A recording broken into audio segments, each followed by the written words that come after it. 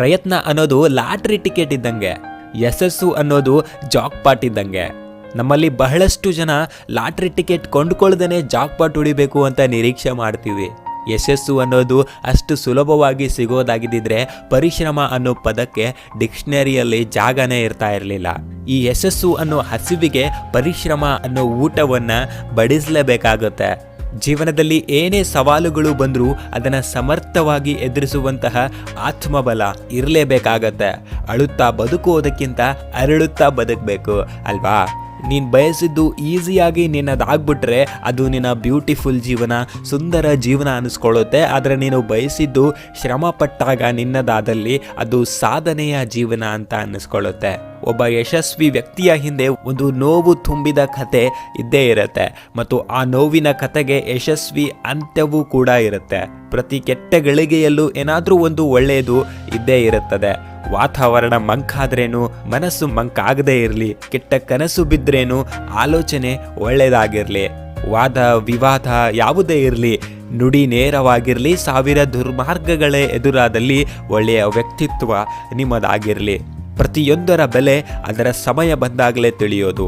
ಅದು ಪ್ರೀತಿ, ಸ್ನೇಹ, ವಿಶ್ವಾಸ ಮತ್ತು ಸಂಬಂಧ ಯಾವುದೇ ಆಗಿರಲಿ, ಅದು ಬಂದಾಗಲೇ ಅದರ ಬೆಲೆ ತಿಳಿಯೋದು. ಆಕಳೆಂದಿಗೂ ತನ್ನ ಹಾಲನ್ನು ತಾನು ಕುಡಿಯೋದಿಲ್ಲ, ಮರ ತನ್ನ ನೆರಳನ್ನೆಂದಿಗೂ ತಾನು ಅನುಭವಿಸುವುದಿಲ್ಲ. ಜೀವನವೆಂದರೆ ಕೇವಲ ನಮಗಾಗಿ ಬದುಕಲು ಸೀಮಿತವಾಗಿಲ್ಲ, ಬೇರೆಯವರಿಗಾಗಿಯೂ ಕೂಡ ಬದುಕಬೇಕಾಗತ್ತೆ. ಅದಕ್ಕೆ ನನ್ನ ಹತ್ರ ಹಣ ಇದೆ, ಅಧಿಕಾರ ಇದೆ, ನನಗೆ ಯಾರ ಅವಶ್ಯಕತೆನೂ ಇಲ್ಲ ಅಂತ ಅಹಂಕಾರದಲ್ಲಿ ಮುಳುಗುವ ಮುನ್ನ ಮಾನವನ ಹೆಣವನ್ನ ತಾನೇ ಸ್ವತಃ ಅಂತ್ಯ ಸಂಸ್ಕಾರ ಮಾಡುವಂತಹ ತಂತ್ರಜ್ಞಾನ ಇನ್ನು ಹುಟ್ಟಿಲ್ಲ ಅನ್ನೋದು ನೆನಪಿರ್ಲಿ. ಸ್ನೇಹಿತರೆ, ಬೇವಿನ ಮರಗಳನ್ನೇನು ನಾನು ತುಂಬಾನೇ ನೋಡ್ಬಿಟ್ಟೆ, ಆದರೆ ಬೆಲ್ಲದ ಮರಗಳನ್ನು ನೋಡೋಕ್ಕಾಗಲೇ ಇಲ್ಲ. ಆವಾಗಲೇ ಗೊತ್ತಾಗಿದ್ದು ಬೇವು ನ್ಯಾಚುರಲ್ ಆಗಿ ಸಿಗುವಂಥದ್ದು, ಆದರೆ ಬೆಲ್ಲವನ್ನು ನಾವೇ ತಯಾರು ಮಾಡಬೇಕು ಅಂತ. ಹಾಗೆ ಜೀವನದಲ್ಲಿ ಕಷ್ಟ ಅನ್ನೋ ಬೇವು ಅಂದರೆ ಕಹಿ ಸಹಜವಾಗಿ ಸಿಕ್ಕೇ ಸಿಗತ್ತೆ, ಆದರೆ ಕಷ್ಟಪಟ್ಟು ಸುಖ ಅನ್ನೋ ಸಿಹಿಯನ್ನು ಪಡ್ಕೊಳ್ಳೋದೇ ಜೀವನ ಅಂತ. ಅದಕ್ಕೆ ಏನು ಇಲ್ಲದೇ ಇದ್ದಾಗ ಗಳಿಸ್ಕೊಂಡು ಹೋಗು, ಎಲ್ಲವೂ ಇದ್ದಾಗ ಉಳಿಸಿಕೊಂಡು ಹೋಗು. ಅದೇನೇ ಆಗಿರಲಿ, ಪ್ರೀತಿಯಾಗಿರಲಿ, ನಂಬಿಕೆಯಾಗಿರಲಿ ಮತ್ತು ವಿಶ್ವಾಸ ಆಗಿರಲಿ.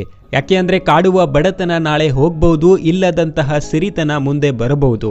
ಆದರೆ ಒಮ್ಮೆ ಕಳೆದುಕೊಂಡಂತಹ ಪ್ರೀತಿಯಾಗಲಿ, ವಿಶ್ವಾಸ ಆಗಲಿ ಅಥವಾ ನಂಬಿಕೆಯಾಗಲಿ ಮತ್ತೊಮ್ಮೆ ಯಾವತ್ತೂ ಬರೋದಿಲ್ಲ. ಕೆಲವರಿಗೆ ಸೂರ್ಯ ಬಿಸಿಲು ಅನ್ನಿಸ್ತಾನೆ, ಇನ್ನು ಕೆಲವರಿಗೆ ಬೆಳಕು ಅಂತ ಅನ್ನಿಸ್ತಾನೆ. ಹಾಗೆಯೇ ನಾವು ಕೂಡ ಕೆಲವರಿಗೆ ಒಳ್ಳೆಯವರು ಅನಿಸಿದ್ರೆ ಕೆಲವರಿಗೆ ಕೆಟ್ಟವರು ಅಂತ ಅನ್ನಿಸ್ಬಹುದು. ಅದಕ್ಕೆ ಇದ್ಯಾವುದಕ್ಕೂ ತಲೆ ಕೆಡಿಸ್ಕೊಳ್ಳೋದೆ ನಮ್ಮ ಯೋಚನೆಯಂತೆ ನಾವು ಬದುಕ್ತಾ ಇರಬೇಕು.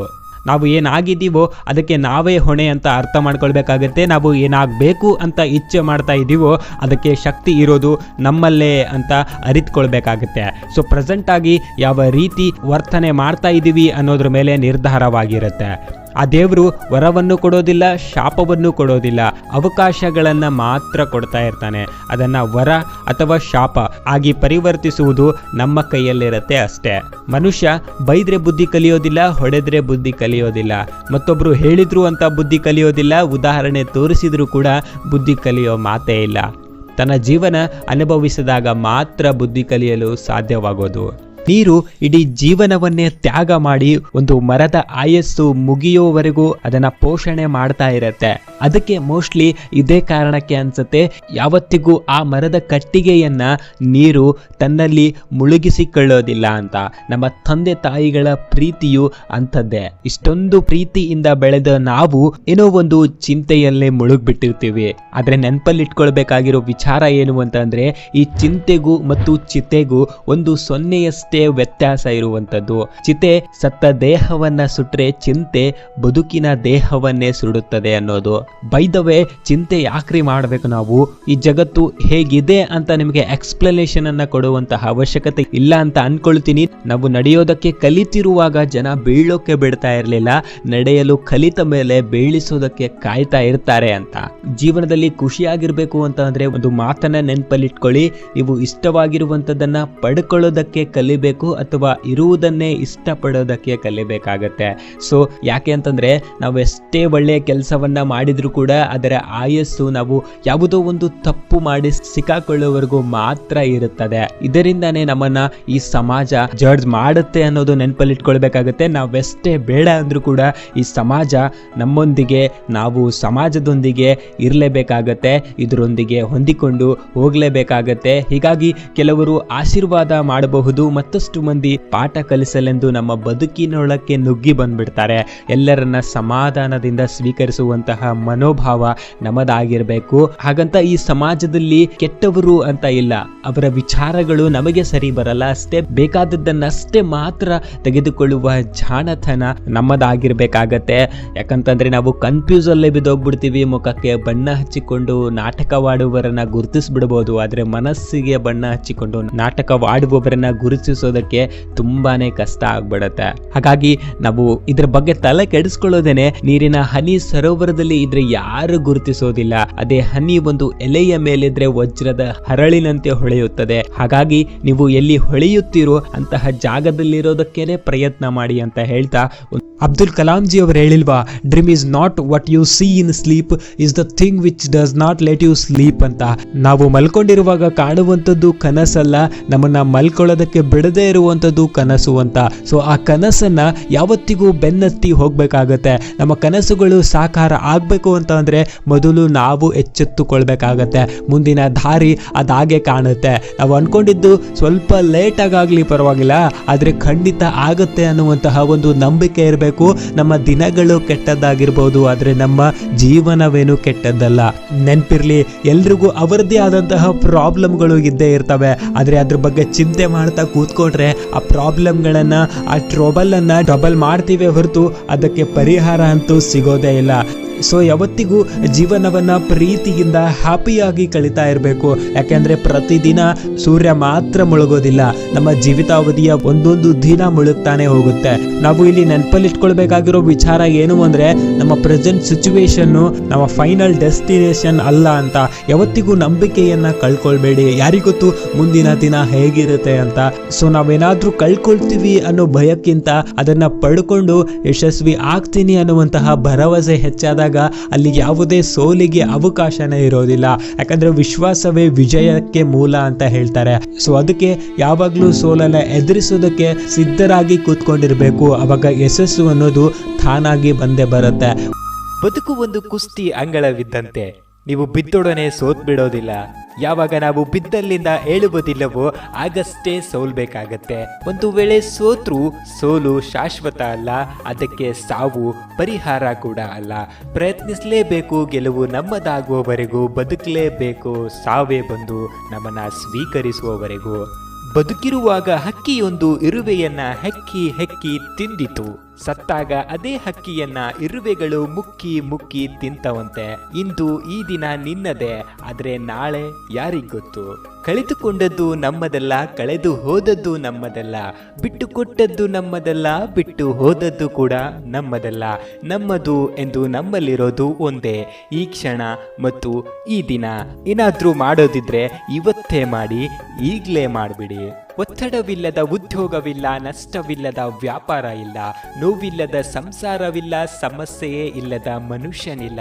ಇವೆಲ್ಲವನ್ನ ಜಯಿಸಿದರೇನೆ ಜೀವನ.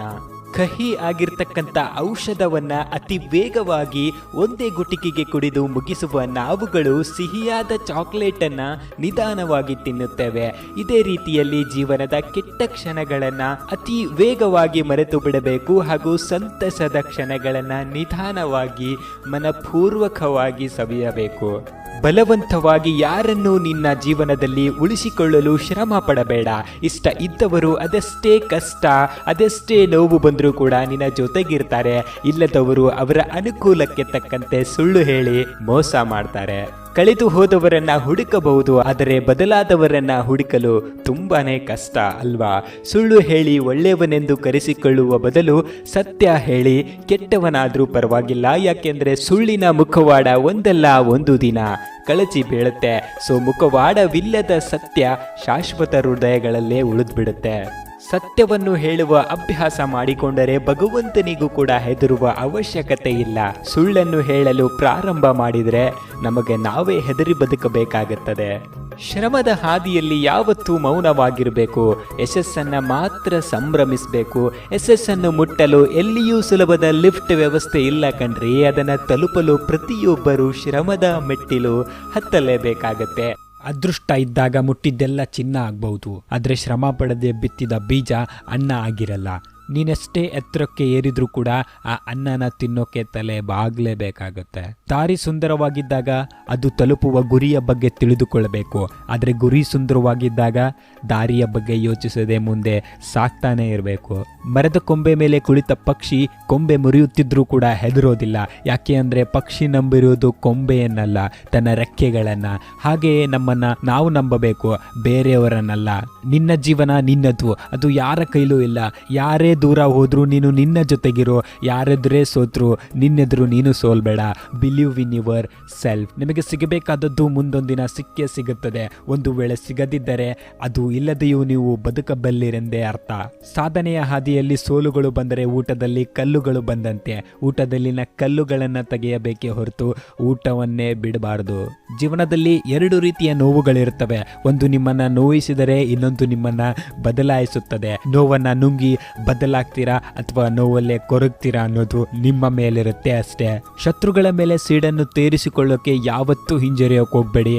ಆದರೆ ಆ ಸೇಡು ನಿಮ್ಮ ಸಾಧನೆಯಾಗಿರಲಿ. ತಪ್ಪುಗಳು ಅನುಭವಗಳನ್ನು ಹೆಚ್ಚಿಸುತ್ತವೆ, ಅದೇ ಅನುಭವ ತಪ್ಪುಗಳನ್ನು ಕಡಿಮೆ ಮಾಡುತ್ತದೆ. ಅವಕಾಶ ಸಿಕ್ಕಾಗ ಇನ್ನೊಬ್ಬರಿಗೆ ಸಹಾಯ ಮಾಡಲು ಎಂದಿಗೂ ಹಿಂಜರಿಯಬೇಡಿ. ನೀವು ಮಾಡಿದ ಸಹಾಯ ಬೇರೊಂದು ರೂಪದಲ್ಲಿ ಬಂದು ತಲುಪುತ್ತದೆ. ಜೀವನದಲ್ಲಿ ಇಷ್ಟೊಂದು ಸೋಲಿ ಒಂದು ದಿನ ಆ ಸೋಲು ಕೂಡ ಬಂದು ಹೇಳಬೇಕು, ಮಗ ಗೆದ್ದು ಬಿಡು ಹೋಗು ಅಂತ. ನಿಮ್ಮ ಗುರಿಯ ಕಡೆ ಓಡ್ತಾ ಹೋಗಿ. ಓಡೋಕ್ಕಾಗಲಿಲ್ಲ ಅಂದರೂ ನಡ್ಕೊಂಡೋಗ್ಲಿಲ್ಲ ಅಂತಂದ್ರು ತೆವಳ್ಕೊಂಡೋಗಿ. ಏನಾದರೂ ಮಾಡಿ, ಆದರೆ ನಿಲ್ಲೋಕ್ಕೆ ಹೋಗಬೇಡಿ ಅಂತ ಹೇಳ್ತಾ ಸಿಗೋಣ ನೆಕ್ಸ್ಟ್ ವಿಡಿಯೋದಲ್ಲಿ. ಅಲ್ಲಿವರೆಗೂ yes you can. And finally this was you can TV Kannada signing of.